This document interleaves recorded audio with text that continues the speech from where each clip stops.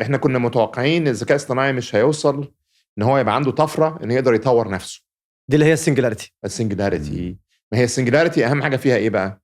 ان نوصل للحظه ان الذكاء الصناعي عنده القدره ان هو يكتب الكود بتاعه ويغير الكود بتاعه ويحسن في نفسه اسرع من البني ادمين بيحسنوا فيه 24/7 24 ساعه 7 ايام في الاسبوع 365 يوم في السنه، وتعمل منه كذا نسخه كلهم بيحسنوا بيه في نفس الوقت. فدي وصلنا لها في ديسمبر اللي فات. لا ومفروض انه كمان هيعلم الفيرجن اللي بعده، صح؟ هو بيعمل، مش بيعلم بس، ده هو بيعمل الفيرجن اللي بعده. يعني هو دلوقتي خلاص ما بقاش محتاج خلاص مش محتاجنا احنا، بس محتاجنا نتفرج عليه ونتاكد ان هو ما يعملش حاجه غلط يعني.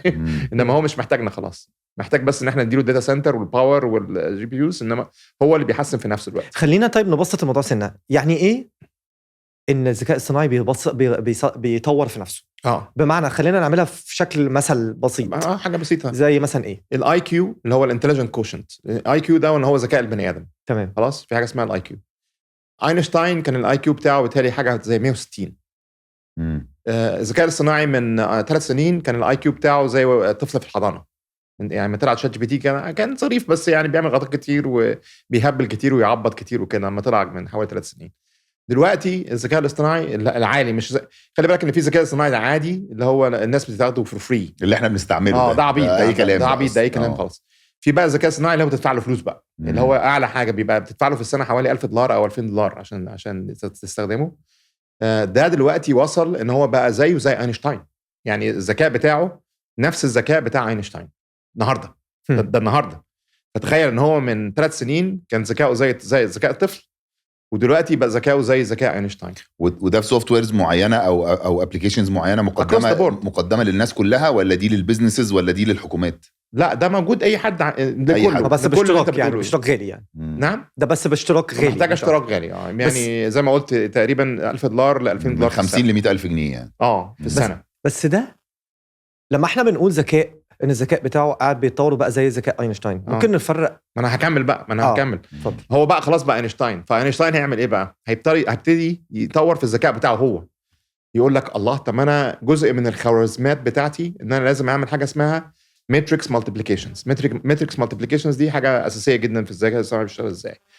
احنا من ايام الخوارزمي كان من عمل الجبر وعمل طلعنا طرق كتير قوي ازاي ناخد ماتريكس مصفوفه رقم 1 ومصفوفه رقم 2 ونضربهم في بعض، نعمل لهم عمليه ضرب. فاحنا عندنا خوارزميات كتير قوي عملناها ازاي نعملها بطريقه efficient، يعني سريعه جدا وبطاقه قليله جدا. تمام. واحسن ناس وافضل عقول عندنا حلت المشكله دي. جه الذكاء الصناعي السنه اللي فاتت روح عامل طريقه جديده عمر ما بني ادم فكر فيها، اسرع ب 30% من احنا عملناها قبل كده اصلا، ومحدش كان عارف ازاي يعملها الحكايه دي.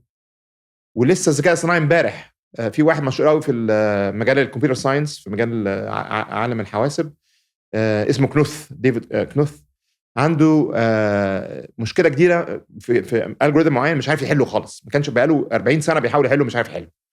الذكاء الصناعي حله امبارح.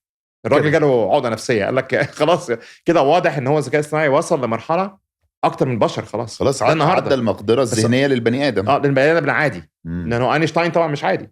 فهو دلوقتي زي اينشتاين، بس دلوقتي بما هو بيطور نفسه، التوقعات بتاعتنا ان الذكاء الاصطناعي على اخر السنه دي هيبقى الذكاء الاي كيو بتاعه يطلع من 140 ل 1000. مفيش بني ادم وصل 1000. ده 1000 دي اصلا ده يعمل ايه اصلا؟ 1000 ده يعني ممكن يحل كل الماث بروبلمز اللي في العالم، يطلع دواء لاي مرض موجود، يطلع ماتيريال جديده عشان نعرف نعمل بيوت في القمر.